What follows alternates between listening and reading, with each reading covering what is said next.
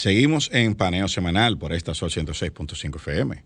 También en YouTube, en el canal de Sol 106.5, en nuestro canal Paneo Semanal, así como en nuestras redes sociales, Facebook, Instagram y Twitter. Entonces, cruzamos el Atlántico y aterrizamos en Latinoamérica. Bueno, primero hablar de este comentario que hizo el presidente de Argentina, que ha provocado un escándalo a raíz de la visita del presidente del gobierno español, Pedro Sánchez, visitando Argentina. Pues el presidente Alberto Fernández de Argentina se declaró un europeísta. Yo soy europeísta. Sí. Entonces, supuestamente, haciendo referencia a un escrito de Octavio Paz, dijo que yo creo en Europa, ¿verdad? Porque Europa, alguna vez escribió Octavio Paz, que los mexicanos salieron de los indios, los brasileros salieron de la selva, pero nosotros los argentinos llegamos de los barcos, y eran barcos que venían de allí, de Europa. Los africanos llegaron en barco también. En barco también. Y eran barcos europeos. Pero la idea es que los brasileños salieron de la selva, los mexicanos salieron de los indios, de los indígenas, pero los argentinos salieron de los europeos. Es un comentario muy argentino, muy humilde. Muy argentino, muy de lo que nosotros conocemos de los argentinos. Y esto obviamente provocó todo tipo de escándalo y de reseñas en todos los medios. Él terminó disculpándose por eso, porque aunque dijo que eso lo dijo una vez Octavio Paz. Que por cierto era mexicano. Que era mexicano, y sabe Dios en qué contexto, pero él quiso hacer sentir bien a su huésped. Y dijo, nosotros venimos de allá también, de Europa. Somos iguales. Soy europeísta. Hay un chiste de un taxista en Buenos Aires que recoge un pasajero en el aeropuerto y él le va explicando toda la ciudad. Mire, está la avenida, esto es. Le dice, y el turista maravilloso dice, qué bonita ciudad. Y dice el taxista, por cierto, ¿de dónde usted viene? Y le dice el pasajero, de París. Y dice el taxista, sí, París también es una ciudad muy bonita. También. Así es, pero eso en Argentina.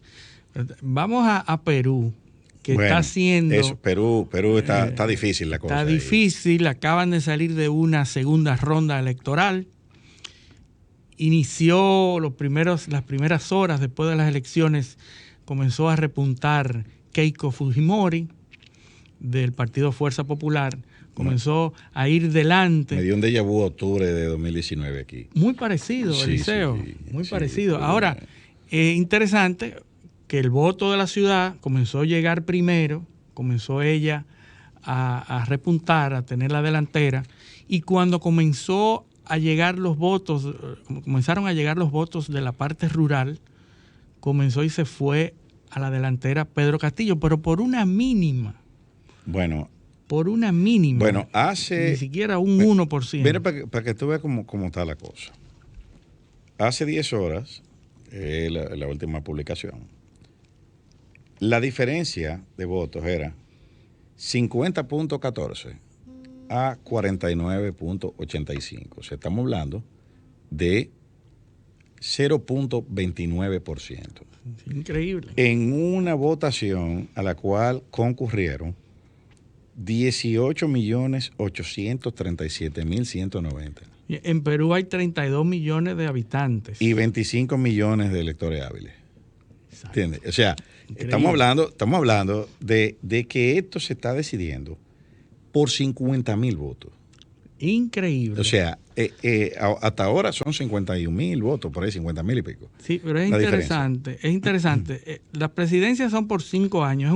Es una sola cámara, ¿no? Es un estado que las elecciones las hace por 5 años. El Congreso unicameral. Es un Congreso unicameral. Que se elige en la primera vuelta. En la primera vuelta, porque no hay segunda vuelta para el Congreso. Sí. O sea, es una primera. Se eligen al mismo tiempo. Sí. Pero el Congreso se elige en la primera vuelta. Claro, como es aquí. Porque la segunda vuelta es para los que no llegan al 51% y los primeros dos se van a una segunda vuelta, los primeros dos lugares. Pero que Castillo en la primera vuelta, lo que fue creo que un 18%. Sí, ellos se quedaron 16, 15, 13, o sea, nadie por ahí. Ahora, interesante, se elige el presidente, 2 vicepresidentes y 130 escaños en el Congreso. Y 5, que es el Parlamento andino, que es una conglomeración de países andinos. Es como el Parlacén. Como el Parlacén de Centroamérica.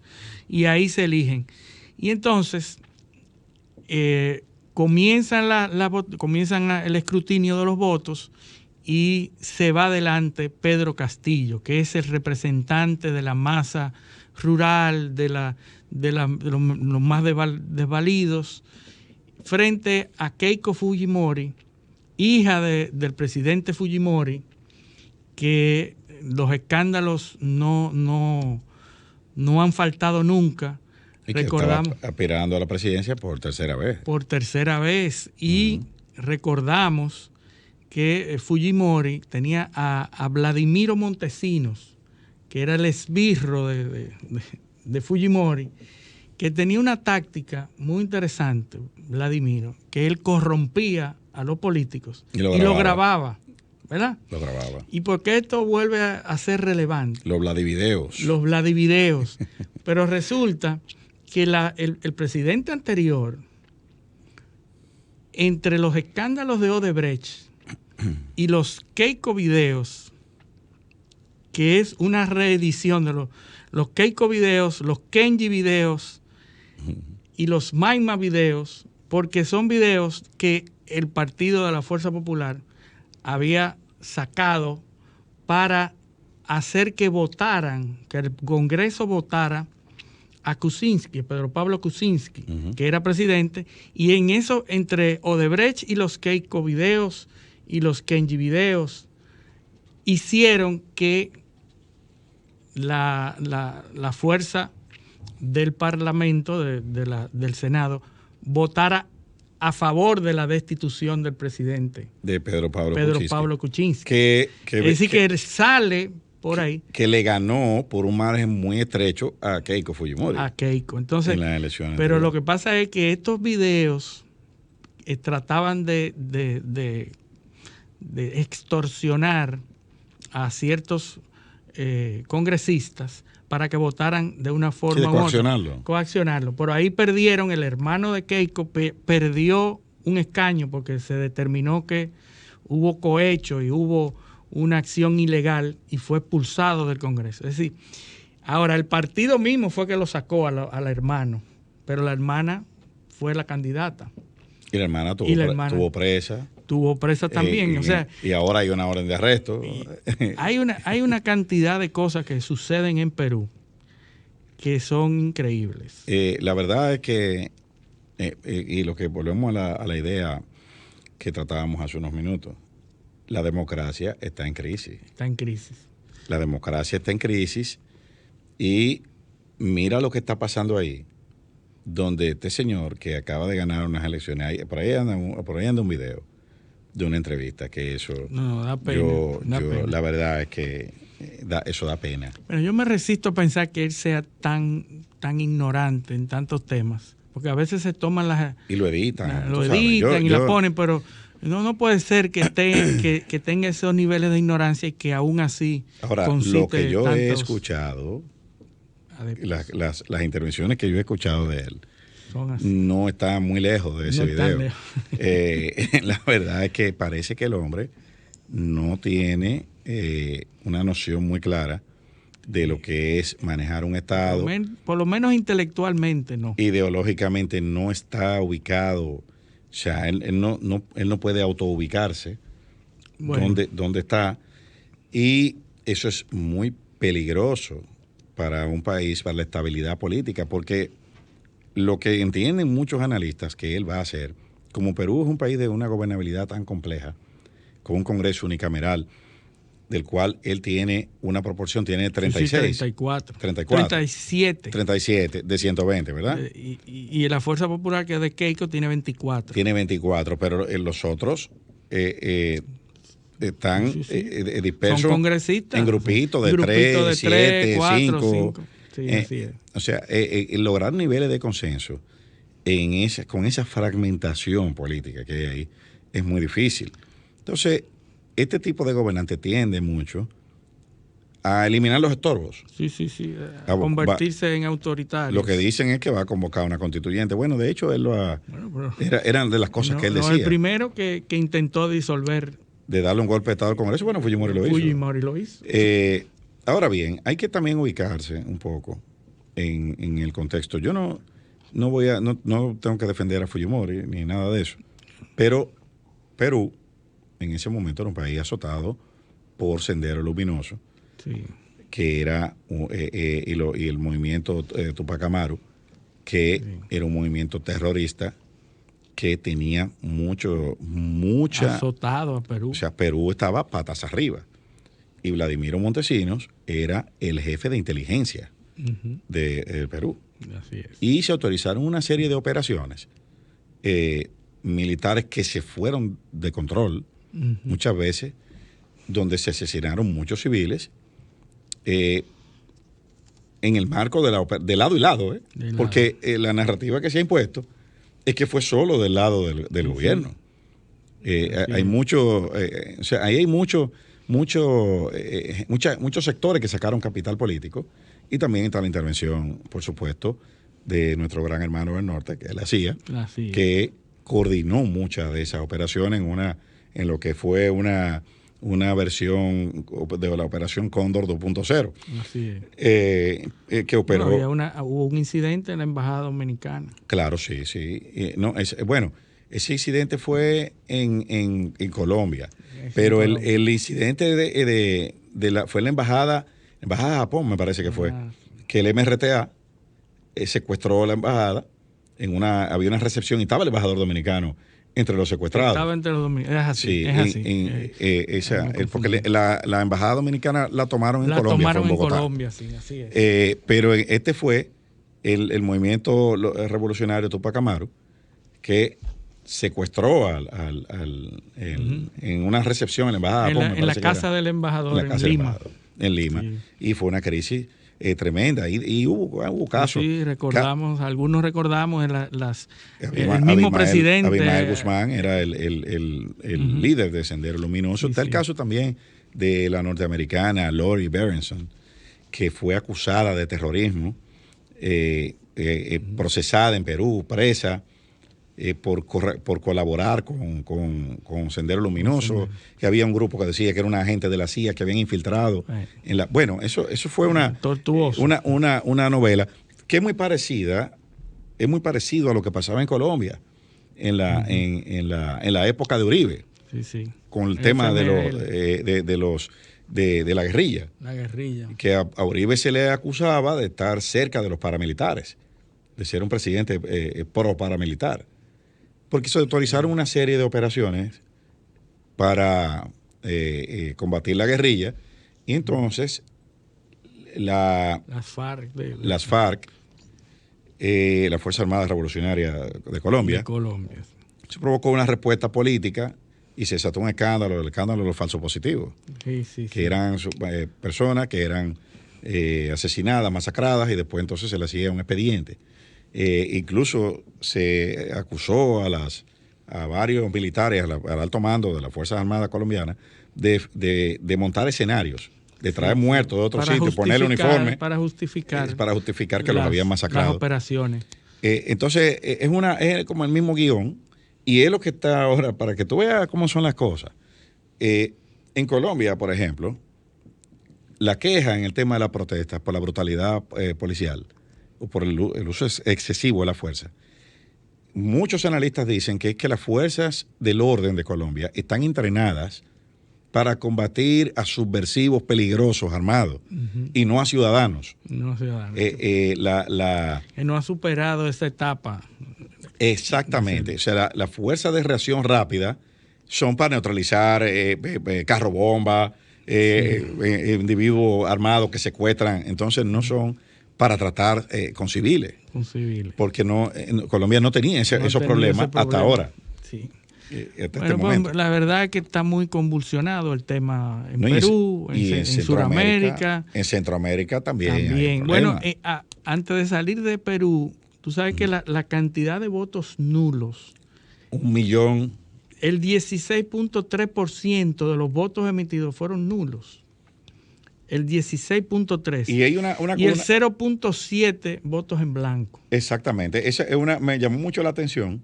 Eso que ellos cuentan los votos en blanco es distinto al nulo. Claro, pero es por una razón, Eliseo. Es que si hay las 2/3 partes de los votos son nulos, si hay una cantidad que supera las 2/3 partes de los votos nulos, se elimina, se cancela completamente el escrutinio. O sea, las elecciones quedan anuladas. Porque carece de legitimidad. Entonces, es un mecanismo mediante el cual la persona o los ciudadanos... quórum. Exacto. Los ciudadanos, mediante la emisión de un voto nulo o en blanco, la población entera puede hacer que esa elección sea anulada completamente. Sí. Y entonces tenga que emitirse nueva vez 90 días después. Exacto. Eso es interesante. Es un mecanismo para dotar de legitimidad el proceso, una concurrencia mínima. O sea, aquí tenemos un mecanismo parecido en el tema de los referéndums. Tiene que participar un porcentaje determinado del padrón electoral para que el resultado sea válido o vinculante. Por eso es que en Perú se están escrutando los votos y, bueno, hay 200.000 votos que fueron denunciados por Keiko Fujimori como votos ilegales o votos que deben ser escrutados nueva vez. Y con esa denuncia, con esa impugnación de esos 200.000 votos, pudiera irse en la delantera. Pero el bando de Pedro Castillo está diciendo que las fuerzas poderosas de Perú están tramando y una operación para hacer ganar a Keiko y que porque como se han extendido los plazos para las impugnaciones, pero es lógico que se extienda. Y ahora, debido al estrecho margen. Claro. Si hay un estrecho margen, pues entonces hay que ir más despacio porque cualquier voto puede ser importante. Cuando estás jugando pelota, que dio un jonrón con la base llena, ¿tú crees que el que dio el palo quiere que lo revisen? No. Está de acuerdo con que cantaran jonrón. Bueno, pero ambos lados están en pie de lucha, denunciando al otro, y ahí no se sabe lo que va a pasar. ¿Cómo es que dice la canción? No se vaya donde vayas a parar. No se vaya a parar. Sí. Así es. Pero hay una en Centroamérica ahora, Nicaragua, 3, 4 opositores presos. Bueno, ya van 7. 7. Cristina Chamorro, Arturo Cruz, Juan Sebastián Cristiana, sí. Van como 7 ya. Sí. Incluso los empresarios que están financiando a la oposición también están presos. Sí, bueno, ahí entonces ahora complicado. Hay unas declaraciones, el canciller nuestro esta semana emitió unas declaraciones que para mí fueron un poco apresuradas.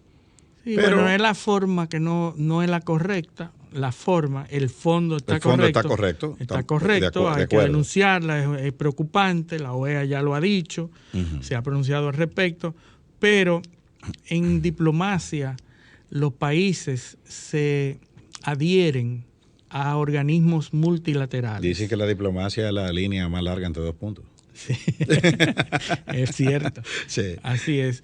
Pues lo que había que hacer era adherirse porque se invierte el asunto de la soberanía, se invierte. Es decir, cuando yo denuncio directamente las acciones de un país en específico, yo estoy atentando contra la soberanía de ese país, claro, en el que yo estoy invirtiendo. Ahora, cuando yo me adhiero a una posición de un organismo multilateral, yo estoy ejerciendo mi soberanía como país de adherirme o no a claro algo. Y entonces ahí es que está la pequeña diferencia. El mundo de las formas. Así es la diplomacia. Pero bueno, otros países ya han estado dando declaraciones de forma unilateral, como los Estados Unidos, por ejemplo. Pero lo correcto era esperar que un organismo multilateral diera las declaraciones, entonces tú te adhieres a esas, que es lo que han hecho muchos. La mayoría, de hecho. Creo que nosotros fuimos los únicos que... Sí, que lo hicimos adelantado. Que lo hicimos adelantado. Pero bueno, esa es la... Eso es lo que pasa. Eso está hecho, pero bueno, reiteramos que estamos de acuerdo con el fondo de las declaraciones. Ahí se está atentando seriamente contra la democracia, eso de apresar opositores, de tratar de descuartizar a los políticos del otro bando. Bueno. Es algo que ya eran tiempos que se querían superado. Pero bueno, la escuela de los que están gobernando es esa.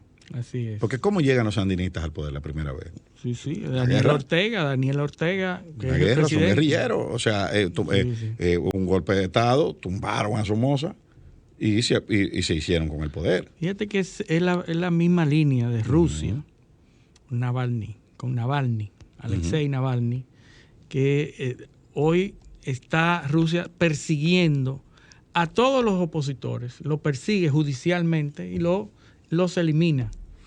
El caso de Nicaragua es así, el caso de China, el caso de otros países que tratan de eliminar la competencia. Lo que pasa es, por la vía judicial. Lo que pasa es que ahí volvemos de nuevo a lo que es el concepto de democracia y los contenidos esenciales y políticos y filosóficos de cada sociedad.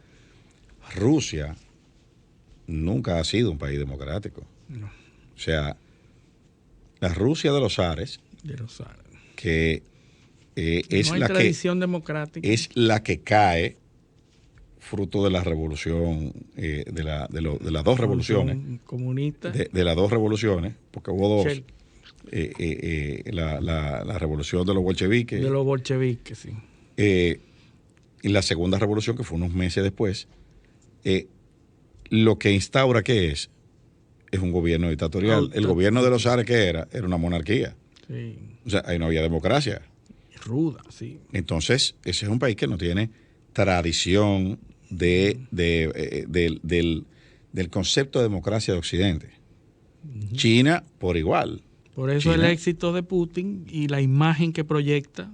Por supuesto. Del superhombre, del que puede con todo. Por supuesto, porque Putin rescató la idiosincrasia imperial rusa. Sí.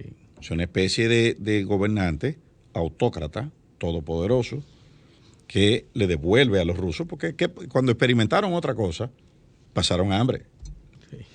O sea, pasaron a ser la cola del mundo. Sí, después de la perestroika. Después de ser la superpotencia. Sí. Entonces, ahí el pueblo lo que prefiere, no, yo prefiero esto. Aquí, y te dicen, como te decía mucha gente, para justificar, por ejemplo, el trujillismo. No, si tú no te metías con Trujillo, estaba todo bien. Sí. A ti nadie te robaba, tú dejabas la puerta abierta. A él lo único que no había que hacer era meterse con Trujillo. Entonces, en Rusia, los rusos entienden eso. Bueno, lo único que no hay que hacer es meterse con Putin. Después está todo bien. Igual los chinos. O sea, son sociedades que no tienen. Entonces, es contrario a estos países latinoamericanos, aunque los sandinistas llegaron derrocando una dictadura. Somoza. Pero pongamos en paralelo el caso cubano. Sí. O sea, tú dices, bueno, en Cuba cuando caiga este régimen habrá democracia. Pero bueno, ¿y cuándo en Cuba ha habido democracia? Nunca ha habido. ¿Cuándo? O sea, si Fidel Castro, ¿a quién derroca Fidel Castro? Sí. A Batista. Y antes de Batista, Grau San Martín, y así sucesivamente. Todos eran gobiernos antidemocráticos. Que no conocen otra cosa. No tienen, el concepto de democracia no es el mismo. Sí. Por eso esas sociedades toleran esos autoritarismos. Entonces, y en Centroamérica también hay una noticia muy importante. Sí. Del sector tuyo de tecnología, la criptomoneda en El Salvador. Tú sabes que siempre hay una sorpresa. Aprovecha de saludar a Darian Vargas. Darian, que es un defensor de la criptomoneda. Así es. Tú sabes que el presidente de El Salvador, Bukele, siempre nos da sorpresas. Sí. Siempre hay un tema. Debe ponerle Bukele Pandora. Sí. Una caja de Pandora, Bukele. Sí. Pues él ha anunciado que El Salvador se va a convertir el primer país en adoptar el Bitcoin como moneda de curso legal, como moneda oficial.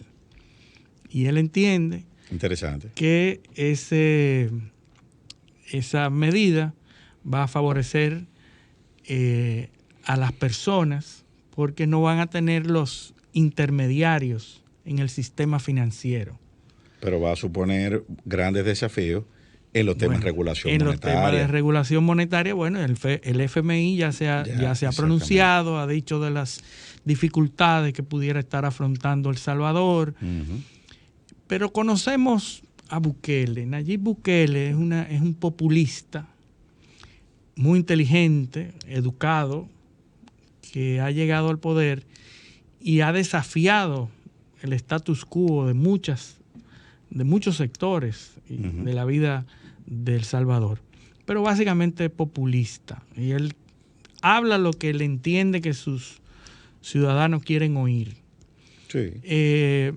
Yo no sé si la medida será efectiva, si se podrá en algún momento hacer la realidad, pero es un reto y es una pregunta que en el mundo entero se hace.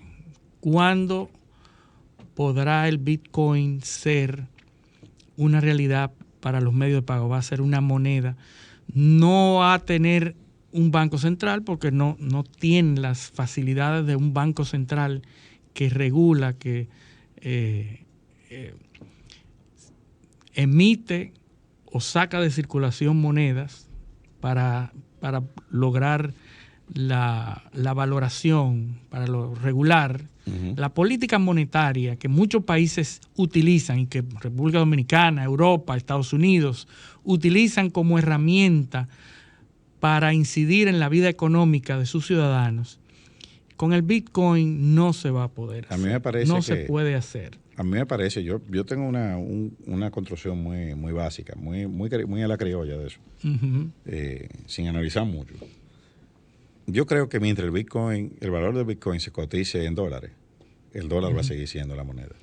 Bueno, tienes mucha razón, porque el Bitcoin, el punto de referencia es el dólar. Cuando el Bitcoin se compre con Bitcoin, sí. Entonces yo ahí digo, eso es una moneda. Tú tienes razón, siempre necesitará una medida de referencia. Claro.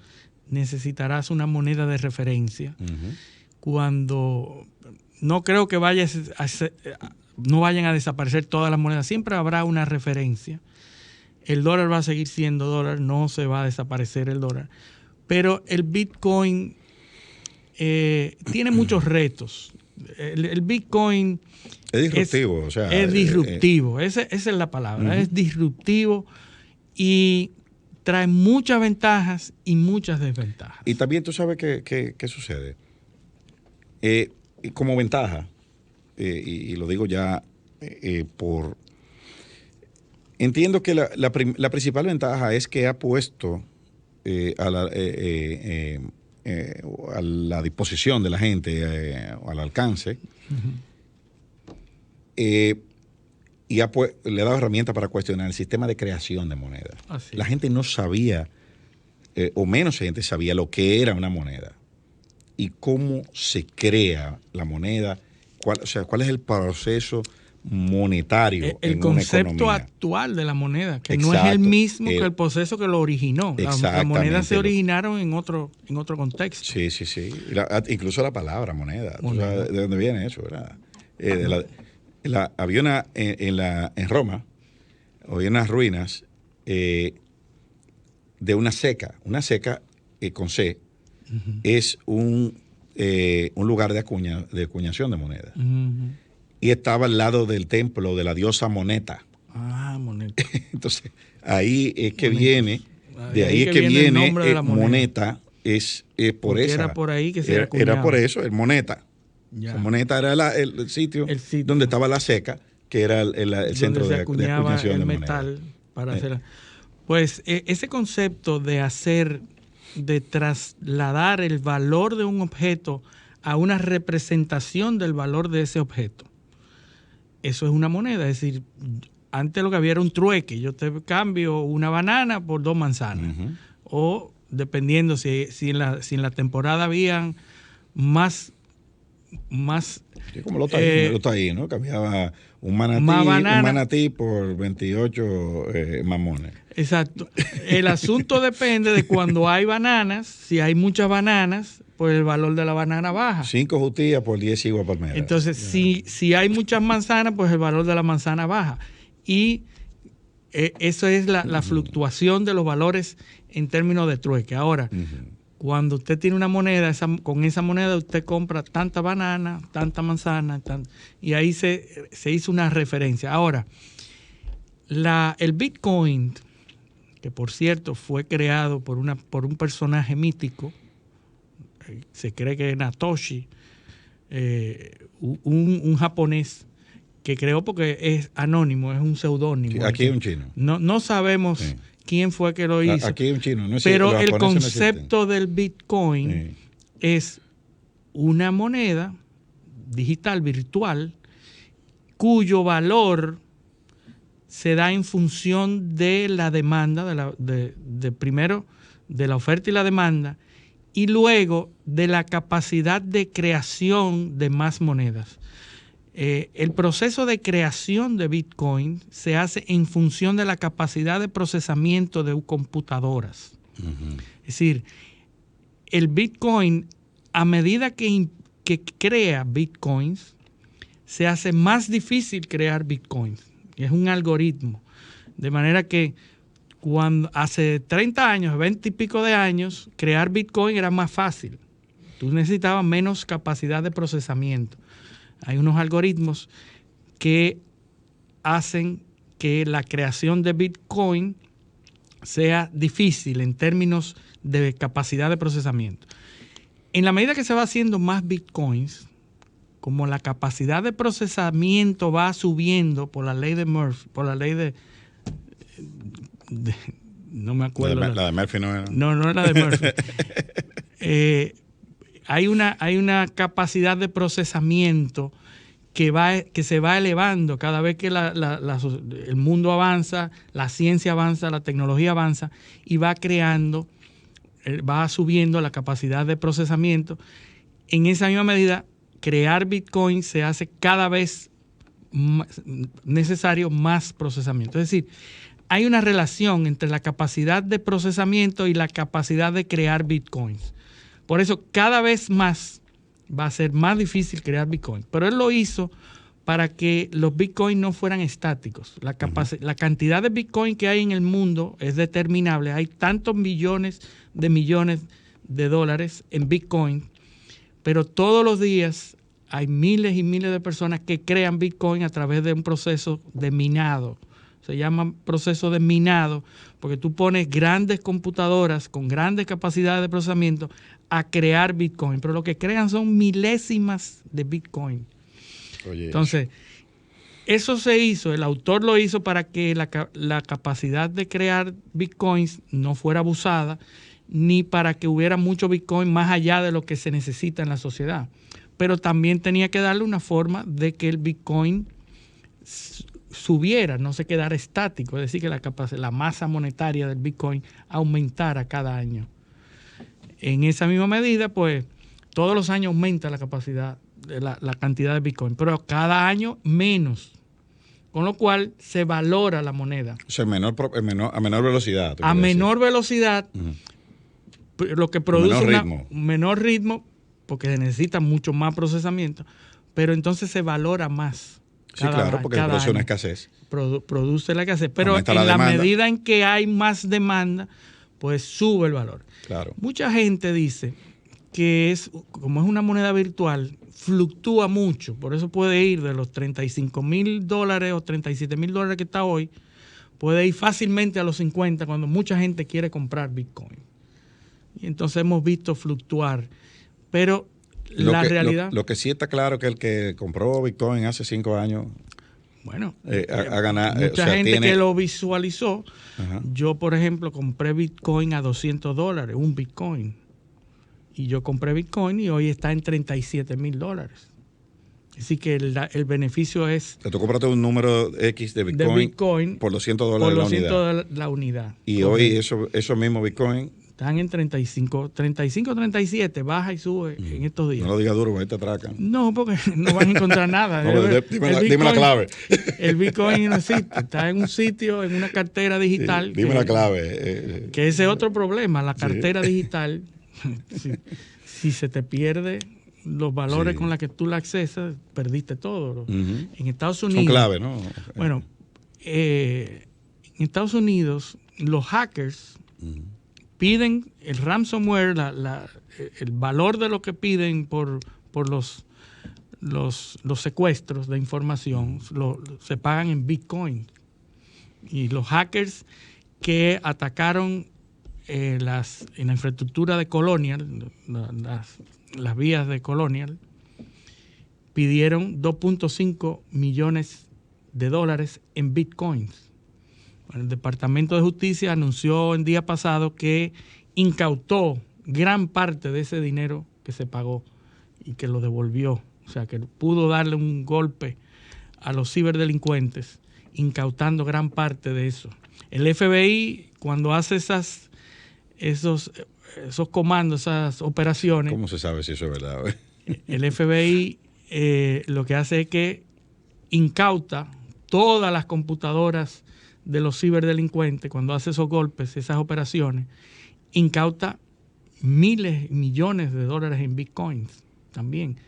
O sea que ya eso eso va a desaparecer, una foto con los cuartos. Aquí encontramos 5 millones de dólares y está en dinero en efectivo. No hay manera de verlo. Eso es un hash que es una información digital. Esto es esa cartera digital. Pero bueno, el Bitcoin pasaría a ser moneda de curso legal en El Salvador. En El Salvador. Y hay unos incentivos para quienes, porque fue un paquete de medidas, ¿no? Hay unos incentivos para quienes se radiquen allí con Bitcoin. Con Bitcoin. Él obviamente tiene que llamar a las industrias y al sector tecnológico a que vaya y haga eso realidad. Es una discusión latente que no se sabe cómo va a ser la adopción del Bitcoin.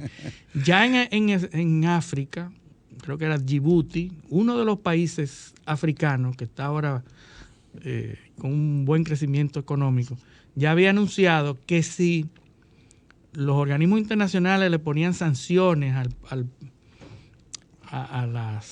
comercio de esos países, iban a comenzar a aceptar pagos en Bitcoin. Es decir, que muchos otros países ya están pensando en la adopción de criptomonedas como un paliativo a evitar las sanciones internacionales. ¿Tú te recuerdas que Venezuela en algún momento pensó en hacer una criptomoneda? ¿Cómo era que llamaba? El Petro. El Petro, que es una criptomoneda basada en el petróleo. Avalada por la solidez institucional y la solvencia económica del gobierno venezolano. Pero hemos oído más de eso. Sí, no sé, parece que no hay mucha demanda. ¿Tú comprarías, Petro? Nunca. Bueno, con ese mensaje de promoción al Petro, vamos a la pausa. Esto es Paneo Semanal, no le cambien. Paneo.